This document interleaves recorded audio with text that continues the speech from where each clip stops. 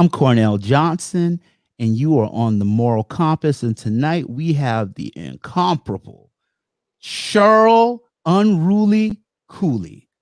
Just 1 second, and we're going to start the show.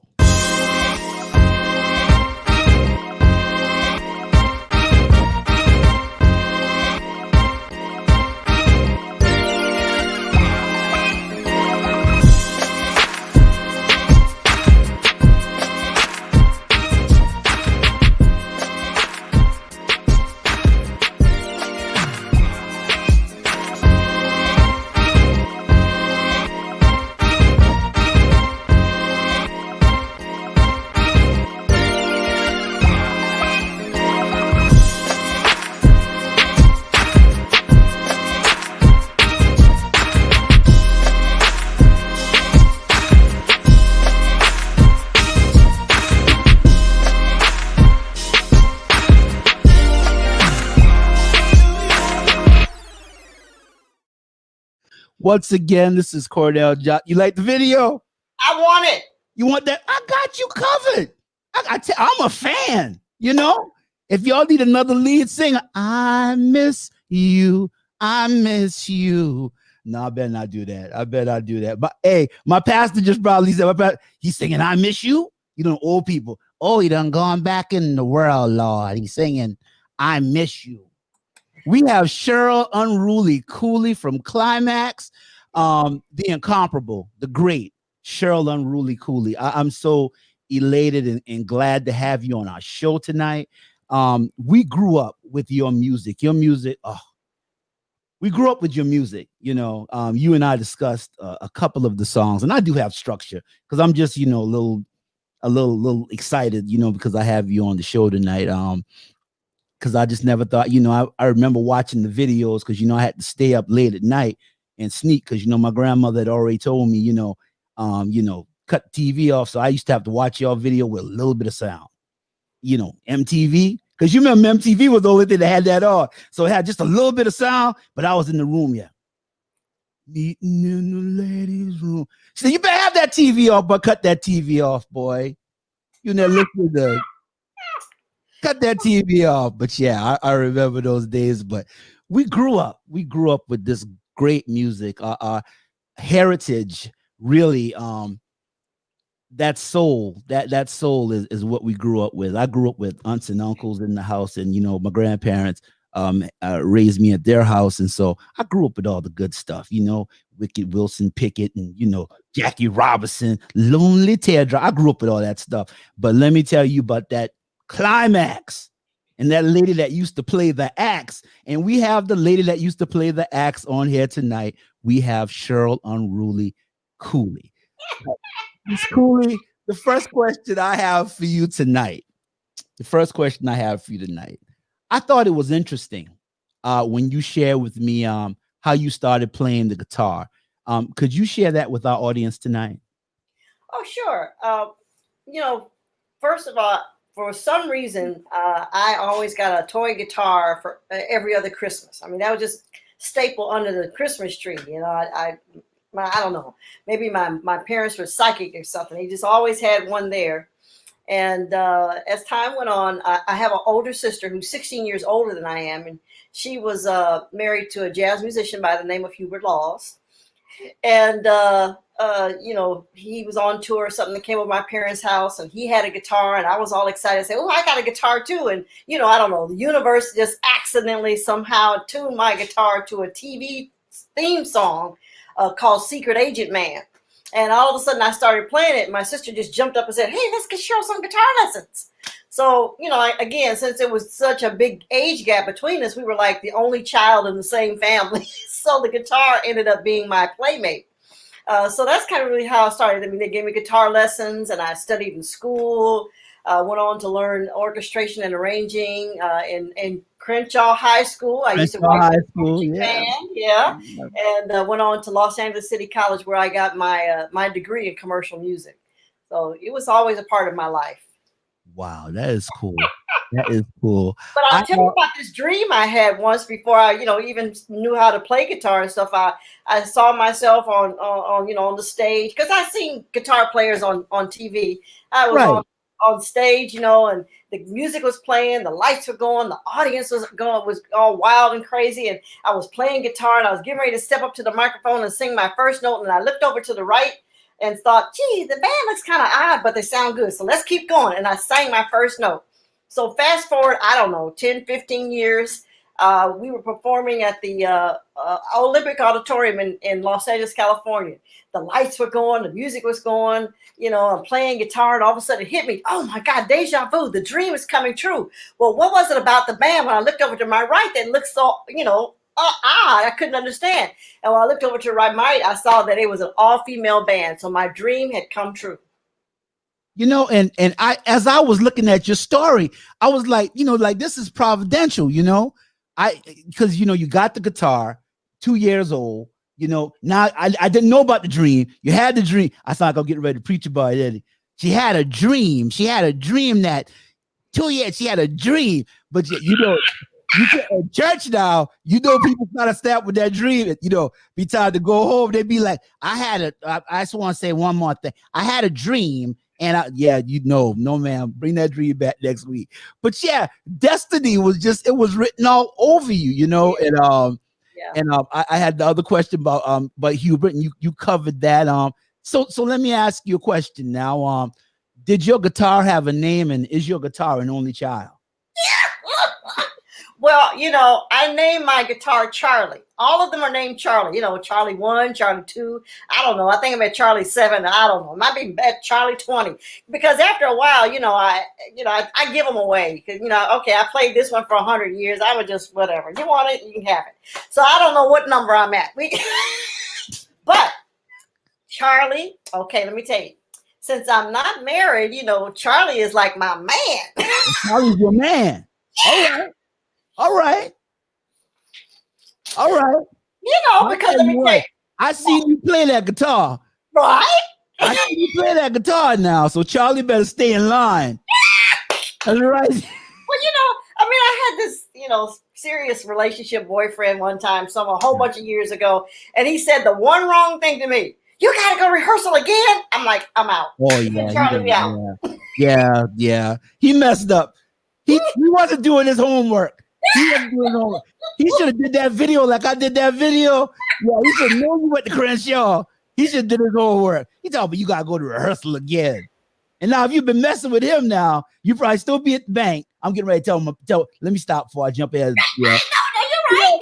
Still be messing around with him. Talking about you gotta go to rehearsal again. Yeah, I'm going to rehearsal. Oh yeah. Absolutely. Do you have a favorite brand of guitar? Well, I all through school, high school, college, I played Gibson Les Paul custom. That was always my favorite. Even on all I think except one of the Klymaxx videos, I'm playing that Gibson Les Paul, the same one that I had since high school. And then, after a while, when it got, kind of valuable and people were eyeing it a little too much. While we were on the road, the band went to a pawn shop and bought this $150 Fender Telecaster, and I'm still playing that today.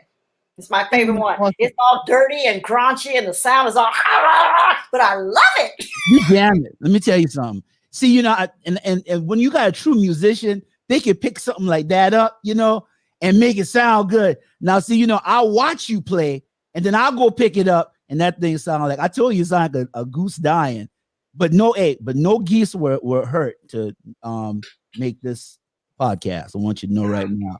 Or Peter knocking on the door next week. I don't like the way you talk about geese dying. Miss Cooley, so you worked that. So you tell me, how did you first connect with Klymaxx? Oh wow. Okay, so after I graduated college, even all through college, I was playing in different cover bands, community bands. I even played at a Compton community band called Communicative Artists, and doing big band music and stuff like that. So I would be playing around town a lot of places, and I was rehearsing with this one band at this rehearsal hall in Hollywood. and, just playing whatever cover tunes, just kind of the backup band. And I saw these girls looking in the window of the rehearsal room door, and they, the heads kept changing, like they were looking at me, so I don't, I was used to people like, "Ooh, wow, look at that."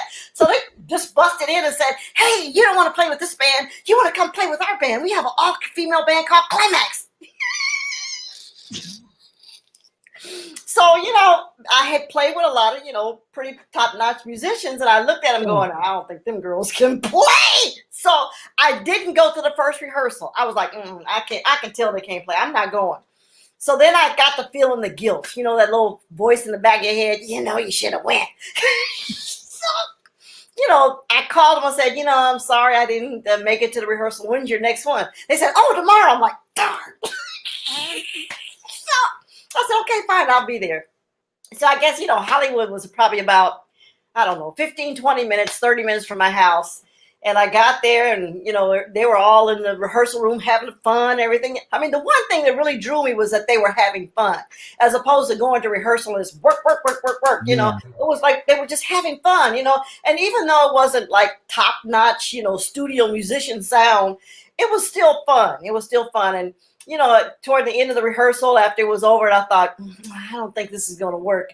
But I didn't have the heart to tell them I wasn't going to come back. So I kept coming.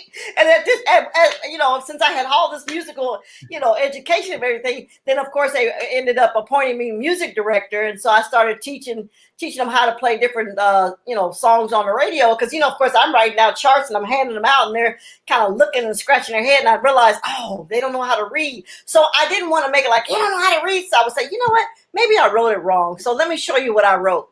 But, and it's okay. I mean, there's a lot of musicians out there that don't know how to read, sight read, or whatever. Right. I mean, I had to learn how to do it because, Hubert and all those jazz musicians kept saying, if you don't know how to read, you're not going to eat.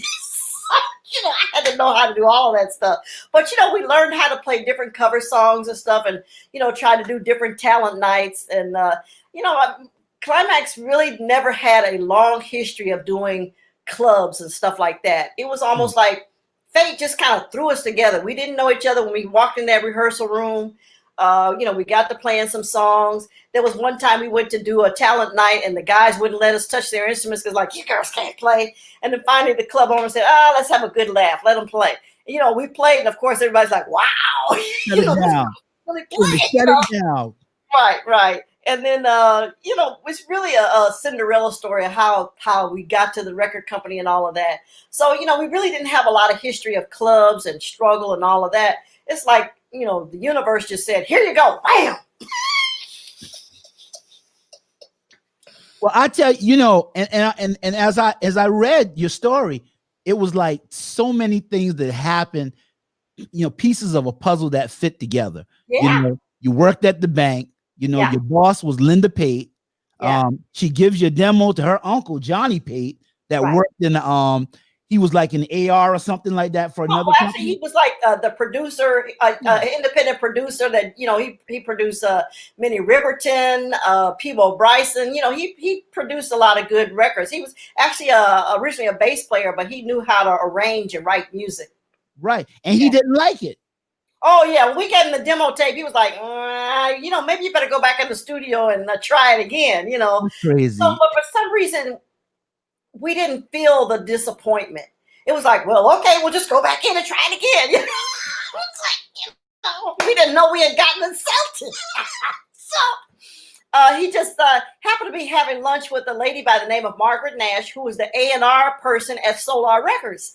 And he said, I got this demo tape of this all-girl band. I don't think they're that good. She said, all-girl band? Oh, my God, let me have the tape. So she played it. And what I always tell, up-and-coming musicians, when one door closes, another door will open. Because even though Johnny Pate didn't like what we had submitted to him, Margaret Nash and Solar Records, they lost their mind. It was like, sign them up immediately. So she came to the rehearsal and she was all smiles. She liked what she saw. She liked what she heard. She brought Dick Griffey to the rehearsal. And at the time, Otis Stokes of Lakeside, he came to the rehearsal. And, they just signed us up immediately. I mean, from the time that we gave that demo tape to the time that we actually signed the paperwork was less than 6 months. It was just that fast. But yeah, I mean, Otis Stokes and Stephen Shockley of Lakeside, they were our first producers. You know, they taught us, how to record in the studio, how it worked. I mean, all the artists at Solar Records, they stuck together as far as helping each other with each other's recording projects, and that was really, a family feeling. And we didn't feel like, being the new kids on the block. Oops, right. That we were kind of shunned because we didn't know. There were always some Solar artists that came in and maybe they played a part on their instrument to enhance what we were doing. Maybe they helped us with harmonies. It was always a group effort to really make sure that our albums were top-notch sounding because it represented the Solar family. Right. Awesome. Just destiny, And I was going to ask you about how it felt to be rejected, but you already finished. You already told me y'all weren't rejected. And so now let me ask you a question. Okay, so you wrote the title song for the demo, and so what was your inspiration behind "Never Underestimate the Power of a Woman," which was the title song? Right. Well, actually, it was a song by Rufus called "I'm a Woman," and it kind of sparked that whole women's empowerment as far as the lyrics were concerned. But the music, the music was da da da da da da da da da da, was that whole thing, I'm a woman. And so Never Underestimate kind of came from that, never underestimate the power of a woman, so I don't think it's the same key, but it's really kind of that same drive. You give a storyline and then you get to the hook and it's like bam, bam, bam, bam, bam. Never underestimate the power of a woman. Just snatch them in there. Right. Underestimate the power of a woman. Yeah, snatch them through the door and leave their underwear at the counter. What happened? Wait a minute. Oh, was I supposed to say that? I'm sorry. Oh, you're good. Woo. I guess I could have said shoes, snatch them at the door and the shoes are still outside. Okay, I'll say that. That's G-rated. No, don't worry. I had somebody on here, and I told one of my friends, she's in church, I said, he used compound curse. He cursed. I had no beep button, so I had to say beep myself. Beep.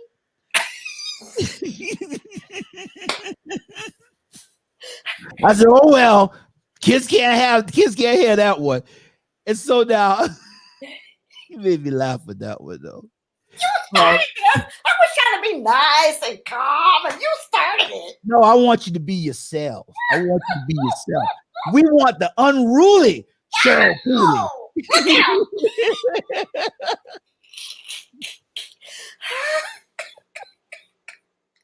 There's a story behind that. Anyway. What's the story behind that, please? Well, I was always the calm one in the group. I was always, okay, let's just get along. And then when we got on stage, it was like, oh, that's Unruly Cooley. That's that whole passive aggressive that I raised my hand. Yeah, passive aggressive. That's me. Well, that's where the Unruly Cooley comes. But see, I just can't buy that you're the calm one, because I have a friend of mine, and we always lie on each other, back and forth saying who's the worst one, and yeah, Mike Bryant. We always say who's the worst one, but the thing is, and I always tell people, I'm shy, and they're like, boy, you ain't shy.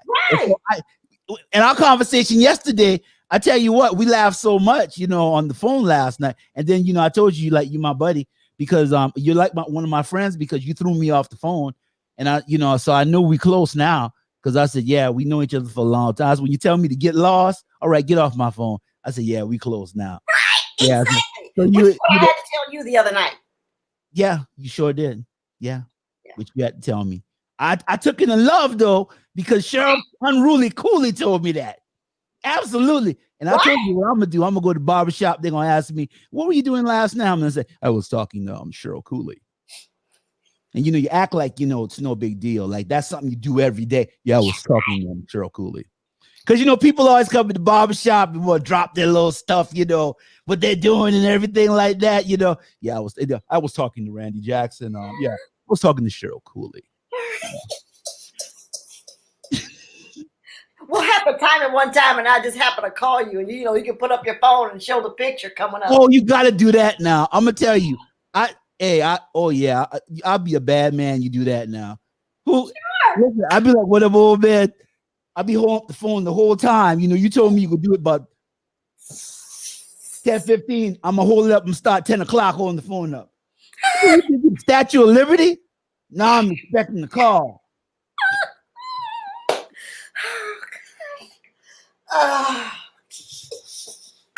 Okay. All right. Okay. I'm having fun. We having fun. We having fun. So in the 1980s, Klymaxx gets its big break. You come into the music industry with Reckless Abandon. I couldn't get the word out for a second. Let's roll that. Let's try it again, Jim. So in the 1980s, Klymaxx gets its big break, and you come into the music industry with Reckless Abandon. Like I came in the door, said it before. And in the Billboard Hot 100 chart, it tells the story. I Miss You. Everybody sang that song when they broke up with their girlfriend or boyfriend. I'd still say, and that peaked at number 5, 12/28/1995. That's back when I was cool in 85. I'd still say yes. By Klymaxx, that peaked at number 18. That was 7/25/1987. I was still cool then too. That was a year out of high school. Man Size Love, and that was in the movie Running Scared. And that peaked at number 15, September 13th, 1986. And that's right after my birthday, the year I graduated. I tell you.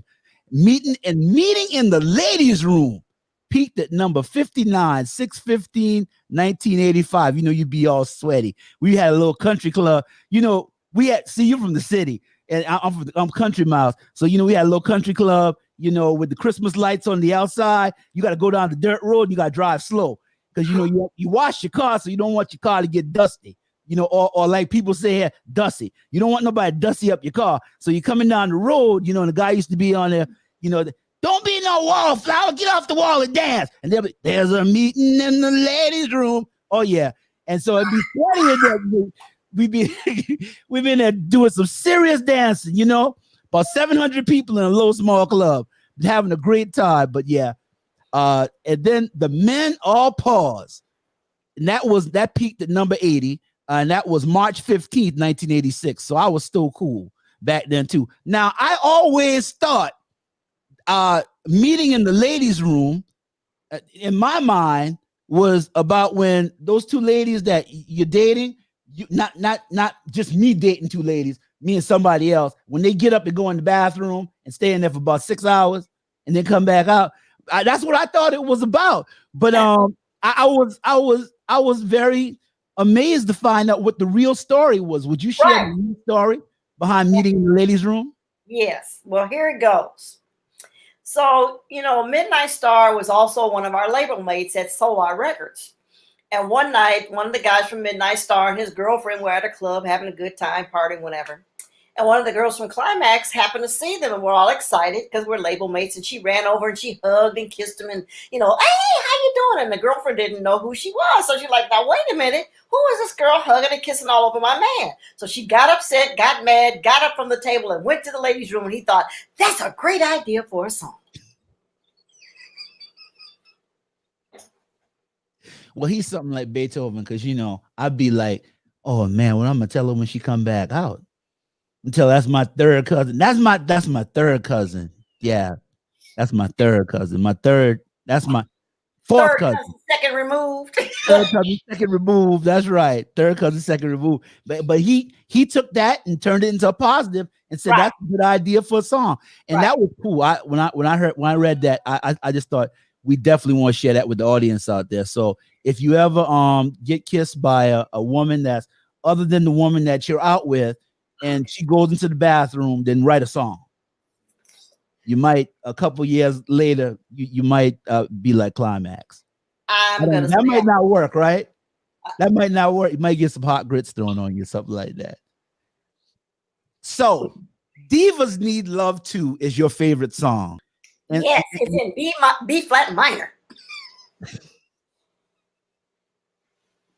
So, Divas Divas Need Love Too in B flat minor. What does that song symbolize? I'm always remember that now because I'm a nerd, you know. I, I might say that in the barbershop. There'd be somebody be talking about it and they'd be like, yeah, I heard that song. Divas Need Love Too. I'd be like, that's in B flat minor. That's you know. Exactly. Well, who told you that? Cheryl Cooley. She's be calling me in a couple minutes. Be still holding that phone up. So Divas Need Love Too is your favorite song. What does that song symbolize for you? Well, it's I'm a true musician. I listen to the music first, and it's like, oh yeah, and it has lyrics. Let me see if I can figure out what they're saying. So the lyrics are not, they're so secondary to me. But Divas Need Love Too. It's about the groove. It's about, it's kind of a slow, not slow, but it's like a sleazy kind of, drive thing. So Yeah. it's always about the rhythm and the Of the groove. rhythm. It's in a minor key, so that means you can play all kinds of funk rhythms and lines and stuff through it, and make it funky. I feel it. I feel it. I feel it. I feel it. Yeah, I feel it. Wait. Oh, go ahead. Go ahead and crank it up. Go ahead and crank it up.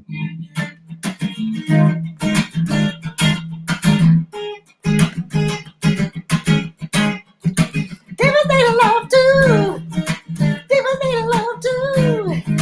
Divas need love too. See? Yes, they do. B flat minor. B flat minor. B flat minor. Yeah.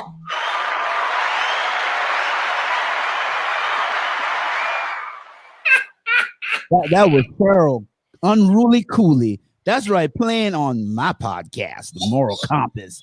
Divas Need Love Too in B flat minor. Just in B case flat you didn't minor. know that. Yes. That's right. That's right. So now let me ask a question. What is Klymaxx doing now? And I spelled the word where wrong. I got WEAR. Oh, that's bad. I hope my English teacher ain't looking at this. WEAR, but I was doing this fast. Yeah, so what is Klymaxx? I'm trying to be so proper too. What is Klymaxx doing now? And I got the word spelled wrong. That's so ghetto. So let me regroup. What is Klymaxx doing now? And where can we buy your music? Okay, well, first of all, you can always go to Klymaxx.com.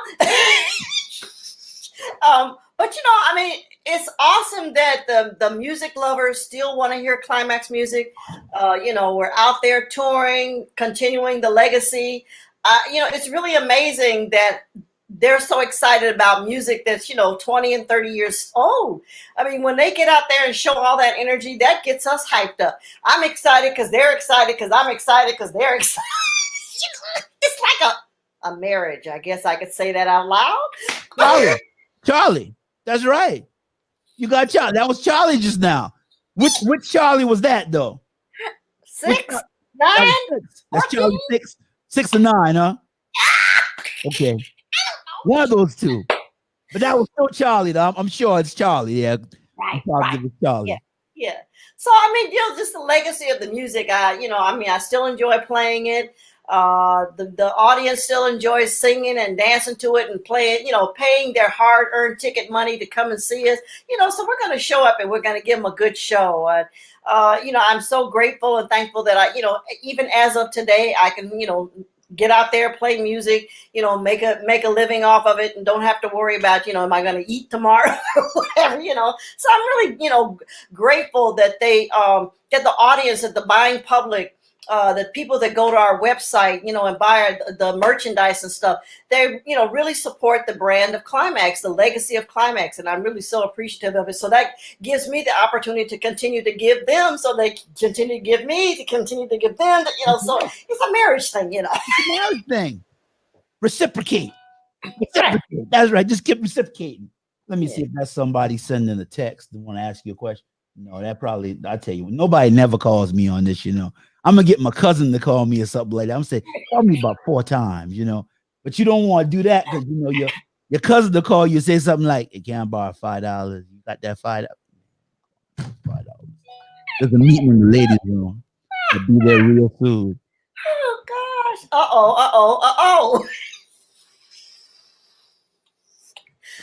So I shouldn't hook that up to my system. You know, I tell you what, I'm getting different tech. So how did it? I might write a song about that.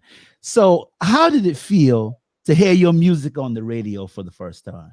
Oh gosh. Okay, the very first time I heard our song on the radio, it was a period of time where I was still working a 8-hour job and still in the studio, still kind of balancing that whole thing. And I'm on my way to work, kind of midday because I worked in a bank and that whole thing. So anyway, I'm driving down the street. For those who live in California, I was going south on La Cienega.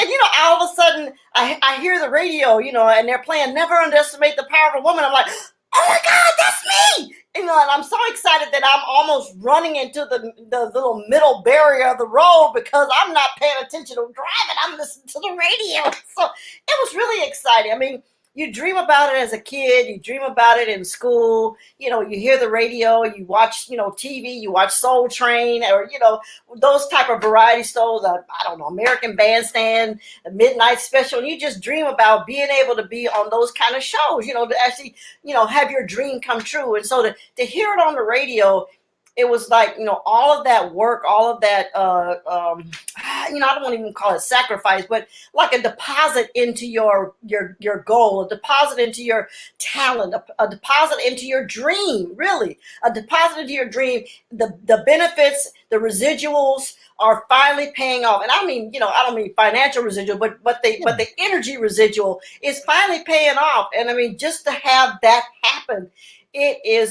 it's almost indescribable. I mean, it's not a high, it's just a certain satisfaction of, mentally, emotionally, spiritually, of a satisfaction that all of your energy is finally paying off. People are recognizing your talent. You're being able to display your talent and have people appreciate you and have people, pour into you and invest into your music and, say, hey, I got your record. Can I have your autograph? Want to take a picture with you? All of that.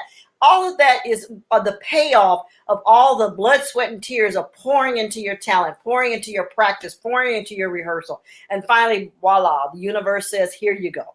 Here you go. Yeah. That is awesome. I know I had every Klymaxx tape. See that I'm telling my age for real too now, Yeah, we go to the mall when the new tape come out, and you want to fight somebody if they borrow your tape, the next thing you know, you see your tape all unravel it, then got to take that pencil, stick it in there and, roll it back up, something like that. I was a master of that. I even go inside, but I wasn't going inside the Klymaxx case because, y'all guys didn't had that screw that come out. Y'all guys had the screw inside or something like that. It was fancy. So if you break it, it's done. So I wasn't doing that. I wasn't doing that, but I wasn't doing that. But yeah, I had every Klymaxx tape. You couldn't tell me nothing. I was a bad man. But tapes. One of the things that Solar was really good about is that at the time when we were making vinyl and albums, they would only allow you to do 8 songs, 4 songs on one side, 4 songs on the other, because it wouldn't. It would give a better quality of sound if it wasn't so many songs on the vinyl. The more songs you have, the less of the sound and the frequencies that you would have because the songs would be so crunched together. So that was the one thing that I really appreciated about Dick Griffey and Solar Records is that nope, 4 songs an album, we don't want the quality of the sound to be decreased. So I mean, that's one of the things that you had to deal with when you're doing vinyl. But of course, when you have CDs nowadays, I guess you have 50 songs. Oh yeah, they got 50 songs on it. Especially if you got a Prince CD, you might have 75 songs. I remember I had a Prince tape, so I had to fast forward. So, I got to fast forward through the tape. I got a friend right now. His name is Ethereal Vanish. He's mad because he's a Prince fan, but Prince had a lot of songs on his tape. I had to fast forward through a lot of songs to get to the song I wanted to hear. Wow. But yeah, absolutely. Yeah. So I learned something new. I didn't know that. Amount of songs you put on the vinyl. Yeah. It deals with sound quality. Yeah. I mean, back then, I know they make vinyl now, so it could be different now. But back then, if you had too many songs, just the quality of the music, the quality of the sound, it would decrease. That's what we learned there at Solar. So yeah, it was for us. I don't know about any of the other artists, but I know for us that was a big thing that we could only do 8 songs per album. Awesome. So now let me ask another question. So how do you feel about today's R&B in comparison to the music of the 80s? Oh, boy. Go ahead and tell the truth. Shame the devil. Shame the devil and tell the truth. I Don't. thought you was my friend. You can skip that question if you want to, because I want you to come back. I don't want you to be talking to other people. Don't go on his show because he tried to be too intrusive. He go all in your business. He make you laugh and be too intrusive. We can skip that. We can skip that one. We ain't got because you got business connections. We can talk about it because you ain't gotta do that. Let me start from the beginning. First of all, music has been taken out of schools.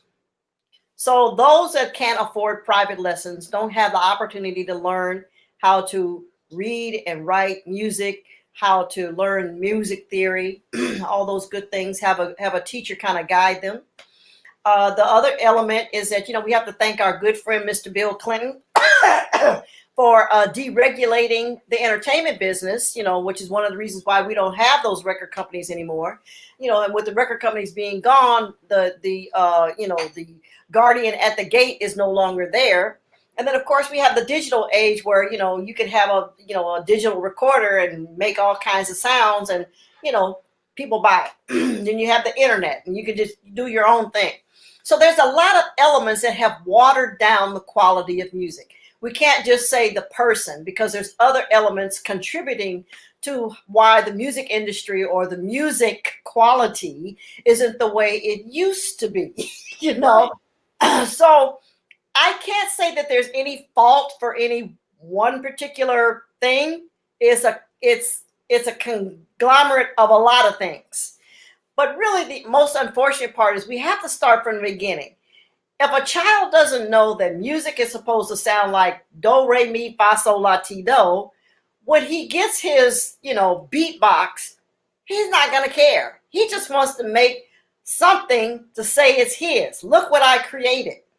So it's unfortunate that we live in a time where learning music or the quality of music, learning music theory, how to make music, write music. I mean, I can show you some I can't pull it out of my book right now, charts of, of actually written music. I mean, I gotta pull it out, written music. I mean, with notes, with notes. They don't teach that in school anymore. No, they don't. They don't. So there's a lot of things that contribute to why we hear what we hear now on the radio, even if it gets to the radio, because now some artists can make music and it never gets to the radio. It's just distributed digitally through the internet, excuse me, or, wherever they're putting it, selling it out of the back of their car, and they're making a bundle of money. So when somebody asks me a question like that, there's no one answer. I mean, I'm not going to say, I hate it. I'm not going to say that because times change. We have to change with the time. Right. But what's unfortunate is that we don't have the musicianship. Okay. I like that word. Yeah. Musicianship. Yeah.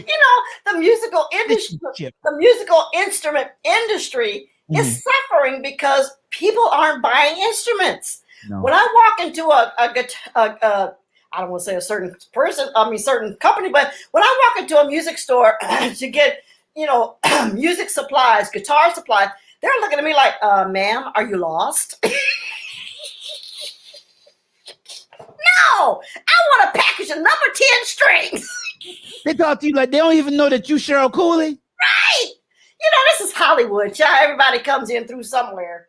But anyway, that's the unfortunate part is, kids aren't even learning instruments anymore.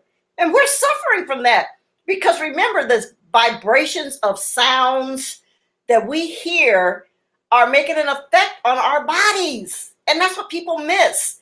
If you're not hearing acoustic musical vibrations and all you're hearing is electronic bzz, bzz, bzz, bzz, bzz, that's affecting our psyche. It really is. Okay. I never thought about that. So it was that acoustic sound, like when Luther said, "I won't tell this." So that's that acoustic sound from Luther that I was hearing. That's what it was. Right. I mean, even singers. I mean, again, most kids learn music in school, where you have the teacher teaching them how to sing their notes, where they should be singing them in tune. Now they can go into a studio and push a button. They can sing out of tune like crazy, push a button, and all of a sudden, voila, it's in tune. And then when you go see them live, it's like, ooh, what happened? Horrible. It's called a vocoder, right? Or something like that. Horrible. Like that. Auto-tune, I think. Yeah, auto-tune. Horrible. Yeah. Yeah. So I mean, it is giving the audience, how do I put it? It's cheating the audience. It really is. It is. If you don't have that quality of singing or playing, music, and they're paying their money to go see you do it live, and you can't reproduce it some kind of way live, you've cheated your audience. You've cheated your purchaser, the person who took their money and bought that sound and is expecting to see and hear it live on stage. Because that's pretty much all we have nowadays, is when you go to a live concert. There's only so many artists on the radio. I mean, everything is so corporate now. You have, 5 artists on the radio, and everybody else has got to do it live. Payola, everybody, they keep playing the same song over and over and over again. And so you say, I'm discovering new artists all the time. Oh, I'm sorry I didn't offer you some water. I should offer you some water. I'm excited. So you got me all choked up. I'm glad you're excited. We're going to have you back here a lot. That's right. That's right. I don't care who get mad. I'll be like, tonight we have Cheryl Unruly Cooley on our show again. But absolutely. But since and that brings me to another question. I don't even have this written down, but I just wanted to ask you because it bothers me sometimes, because I come, like I told you, I grew up in the house with my aunts and my uncles. And so I listen to their music and and Al Green and all that good stuff, Gladys Knight. I'll move my world to be with him. You know what I mean? And Aretha Franklin, looking out on the morning rain used to make me feel so uninspired. You know what I'm saying? You know what I'm talking about? And now, composition. How do you feel as a writer about the music composition today? Well, again, there's so many people that have not been taught the proper song formula. There was a time when song formulas were AABA. You had the 2 verses, the bridge, and the vamp, or the verse again. You say something like that to a young person now. What is your song form? AABA, ABCAs? What's going on? And they're like, what? Because nowadays you have one groove going from the beginning of the song to the 12 minutes ending of the song. There's no change. Maybe there's a difference in words, but there's no song ingredients. Right. So we've lost that art. Again, people have to be taught that. Kids coming up, they want something that the kids before them didn't have, or what their parents didn't have. So you have to give them some tools to invent and create something that's new for them. So if you take all of the music, let's forget music. Let's say you take, I don't know, wood shop, out of the schools. Right. Who's going to learn how to make those furniture pieces out of wood that we go run to the store and buy, that are fabulous pieces of art? I mean, now, everything is so that's right. As opposed to an ebb and flow that art is supposed to have. Right. So if you don't give these young kids, young people, young learners, I mean, heck, it could be a 90-year-old young learner. I don't but if you don't give them some sort of foundational tools and training, teaching, you're going to continually to get box cutter music, box cutter furniture, box cutter clothes, because there's no one there teaching them how to from nothing. I mean, think about how houses are made nowadays. Oh, yeah. My house happens to be, 40 something. I have lath and plaster all through my house on my walls. If something happens and I have to open up one of those walls, I'm not going to be able to find anybody who can do lath and plaster. I've got to put drywall because that's all there is. That's right. Yeah, you're right. You're right. Well, And everything has been so fabricated. Music has become so fabricated that we've lost what the musical vibrations can do for us mentally, emotionally, psychologically, spiritually. We've lost all of that. I mean, you got people running around, I don't know, beating each other up or whatever. Heck, they probably played some song that was like, and then they got that all in their head. So now they got to get it out. that's right. But you can't beat nobody up when you listen to Al Green. How you get mad about that? Hey, all you talk about is that new child that's coming. Okay, anyway. Whoops. I didn't say that. That's from the door, right? I didn't say that. You know, Al Green make you like, you know, want to do right and want to do wrong.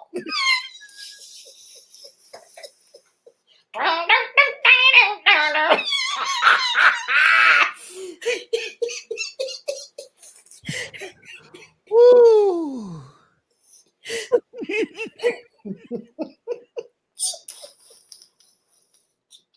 Yeah, you know, the old man used to tell us when we were growing up, we'd be under the tree and they'd be playing some Al Green. They said, you don't know nothing about that song. They get mad when you start singing it. You don't know nothing about that song. Right. Oh, God, you're so funny.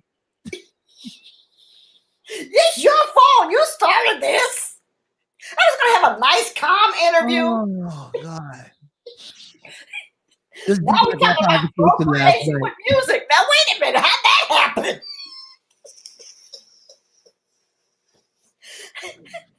You know, I got this question written down, but I think you already hit this question.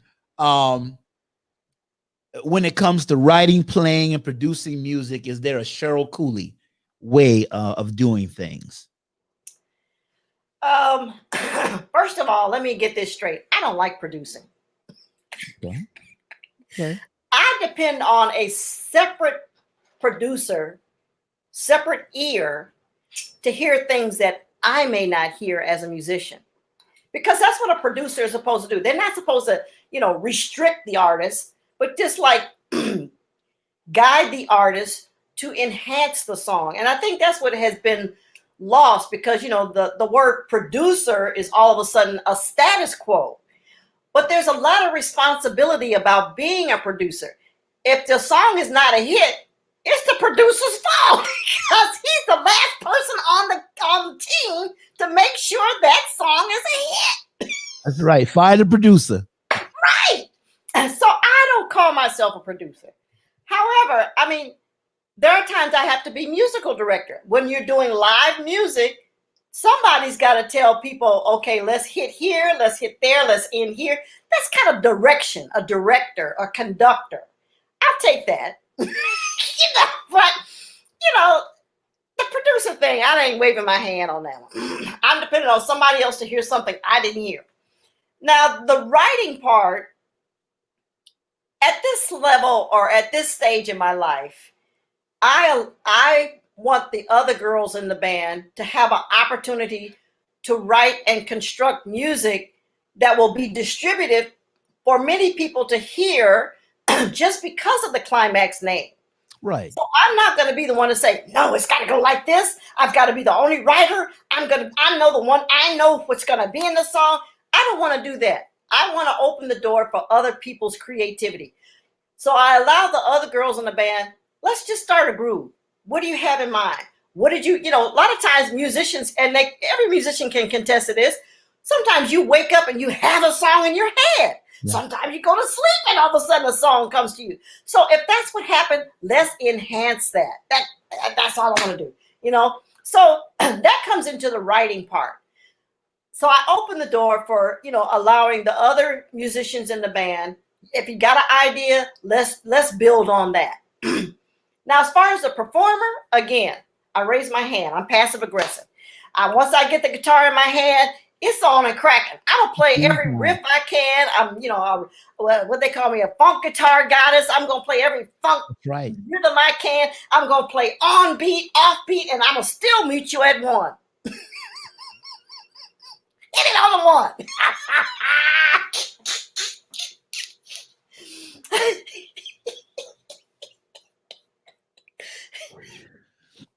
Oh, can you see this young lady behind me? That's me. Yeah, that's you. That's So me. now, Yeah. if you can go back 20 years, what advice would you give that young lady? Woo! Save money, girl. Put some money aside. Get an IRA. I don't know. Invest in coins. What? Put some money aside because you couldn't have told me that the world would be in a financial mess that it is. I don't know. Since then, I really wish I had put more money aside. I mean, I'm not hurting now, but I can remember waking up one night wanting to fly to New Orleans just to get some crawfish. And my airline ticket. That's when you got it like that. I'm gonna go get some crawfish. I'll be thinking, well, that man closed. He around the corner. I can't drive over there. You go fly to New Orleans. I'm gonna fly to New Orleans. You know, we're talking about the 80s. That airline ticket was almost $2,000, and I didn't blink. What? See, that's you bad. I wish I was your friend next. You if you call me, you want to go get? Yeah, I'll go get some crawfish. Let's go. Let's go. Take a quick bath. I ain't gonna be funky though. You know, take a real quick bath. Let's go. Let's go get some crawfish. But I tell my advice to anybody who's going to be in music and right, put some money aside. Put some if money. You're 20 years old, take $1,000, put it in an IRA, put it aside. Put it aside because you just don't know what the climate, the world climate, and I don't mean weather, but the climate of the energy, the atmosphere, the society, people, you don't know what it's going to be like 10, 20, 30 years down the line. I mean, I'm not going to name names, but there's some old school artists out there that have to go out there and perform concerts. No matter how they feel, no matter what hurts, they have to get out there on that stage because they didn't put money aside. You know, you see 70, 80, 90-year-old people still out there, whatever, doo-wop and singing, whatever they got to do, because there's no safety net for entertainers. You know, there's no you're getting paid cash, you're getting paid a lot of money, and you know they can't collect Social Security or pension or whatever it is, you know, and there's no safety net for entertainers. So you got to create your own. You know, right now you're 25, you going to the clubs, you popping your fingers, you feeling good, you making $20, $30, $40,000 a week. You can throw this here, throw this by your whatever, Louis Vuitton, Gucci, whatever. And then 20 years later, it's like, oh, I ain't got a job. I can't eat this Louis Vuitton. What am I going to do now? Put that Louis Vuitton and some collard greens. Right? You know what I'm saying? So that's what I always say. Put some money aside. Save money. You know, music is going to change. You know, learn how to change with it. You know, but you know, some people, they don't have to change. They can play the same hits that they had 20 and 30 years ago and still get out there. But you know, just know how to.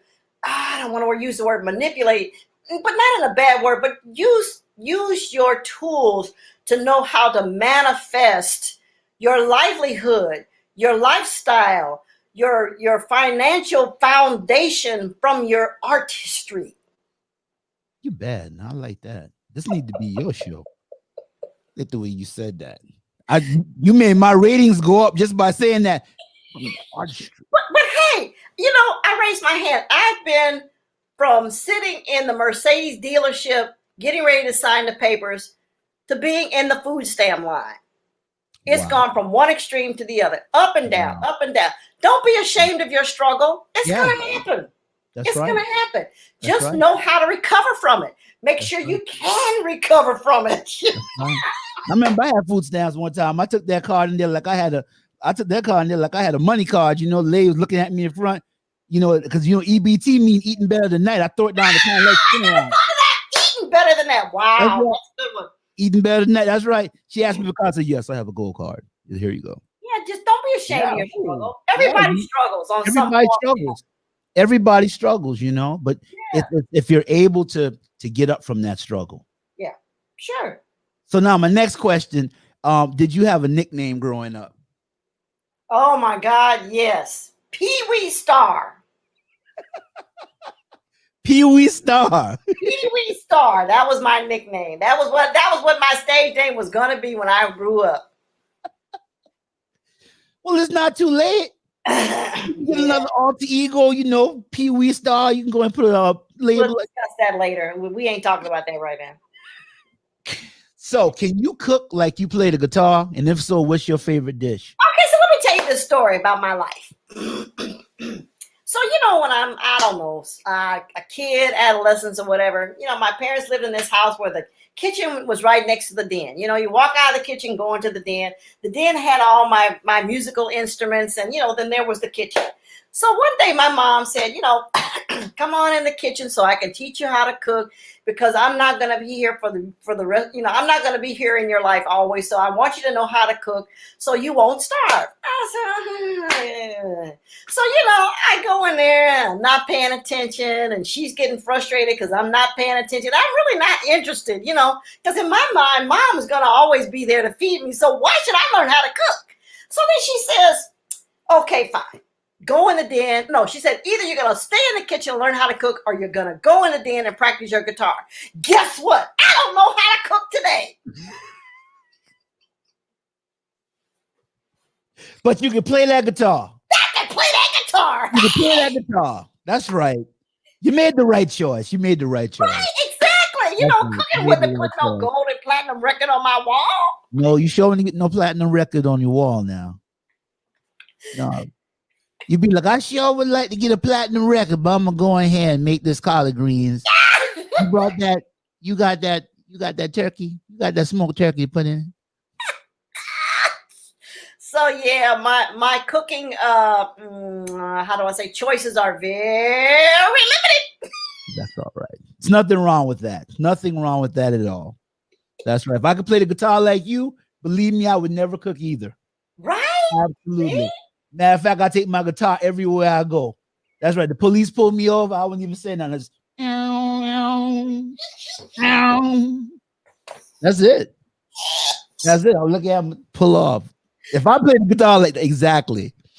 Oh gosh. Cheryl, what was your favorite venue that you've ever played, and why? My favorite thing that I ever played? No, venue. I got a little. My favorite venue. Okay, so I got a story for all this, right? Come on, I want to hear the story. My very first concert I ever went to was the Jackson 5 concert at the Fabulous Forum in Inglewood, California. I thought to myself, I would love to play this every year of my life. I thought, I would really like to play at the Forum. Then all of a sudden one day the Forum shut down. Boom, gone. I'm like, my dream is gone. I didn't get a chance to play there. All of a sudden, the universe has a way of working things out, and somebody bought it and, remodeled it, and all of a sudden the venue opened up again. Now, the Forum, is where the Lakers used to play. It's huge. Right. So all of a sudden I get a call from Art LeBeau. Art LeBeau, the DJ, and he does old school concerts all the time. Hey, Cheryl. Well, his assistant. I'm going to say it was him, but, hey, Cheryl, are you available to play at the Forum on such and such a date, so-and-so? I'm thinking, oh, my God, my dream has come true. Wow. So, yes, the Fabulous Forum in Inglewood, California was my dream come true. It was everything and more of what I thought it was going to be like to perform there. Wow. Yeah. That is awesome. I tell you what, now you have a very, your life, that destiny, that path. Yeah. That path it just keeps coming back around. It's awesome. Your story is awesome. Yeah. Your story is awesome. And so now, from your story past in the music industry, on your journey, what would you say is your truth? Wow.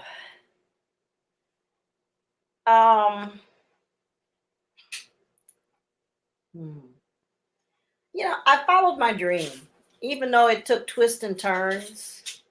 There were a lot of naysayers. There were a lot of people that didn't believe. There were a lot of people that tried to stop me. There was a part of me that wouldn't give up.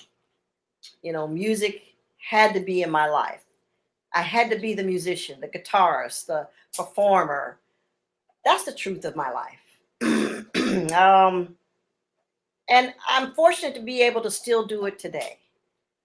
And there's a lot of people out there that, you know, can't say that. And I understand, you know, life can twist and turn.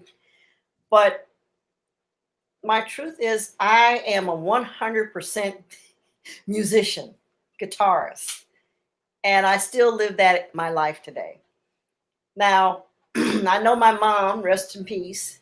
God bless. She's, you know, constantly around me saying, you gotta practice. You gotta practice. Why aren't you practicing? I raise my hand. I don't practice. But when I get the guitar in my hand, it's magic. You can work it. It's magic, you know. Yeah, we rehearse. We rehearse on a regular basis. Once a week before the pandemic, we rehearse whether we had a show or not. So if that's part of my practice, that's when I practice. But I'm a musician. Music is my beingness. The guitar allows me to express that musical spirit that I have. And I'm grateful for that. I'm grateful that music came along in my life and chose me. I'm glad that I came along in music's life and chose it. It's a marriage. And Charlie. And Charlie. Miss Cooley, I just want to say on behalf of myself, and I think everybody that's been listening to the or looking at this broadcast, that we appreciate you so much. We appreciate your contributions to music. We thank you for being legendary. We thank you for being for just, you know, just putting everything you have into music. And honestly, you've left some great songs. And I mean, I'm thankful you came on my show tonight. I had a wonderful time. Definitely got to have you back. Anytime you want to come back, you just call and say, we cousins now. And you know, cousin Cornell. I said, yeah, it's cousin Cheryl. I'm coming on the show tomorrow. I'll bump off whoever's coming on the show. Be like, we can't have you on the show tomorrow. Why? Because Cheryl Cooley coming on the show. Who? She getting ready to call me in about 5 minutes. Still got that phone up. Still got that phone in there. But I'm honestly, we're so thankful to have you tonight. And I'm gonna give you some applause. Because you're great. The great Cheryl Cooley. So we thank everybody for tuning in tonight. Love, peace, and soul. Let me stop trying to take Don Cornelius thing. Then I got it messed up. You know, we used to always try to play Soul Train at the house. You know, you bet your last money is be a stone gas, honey. That's right. We used to always try to do that. But thank you for tuning into the Moral Compass tonight. Thank Miss Cheryl Cooley. Have a wonderful night, and we'll see you next time.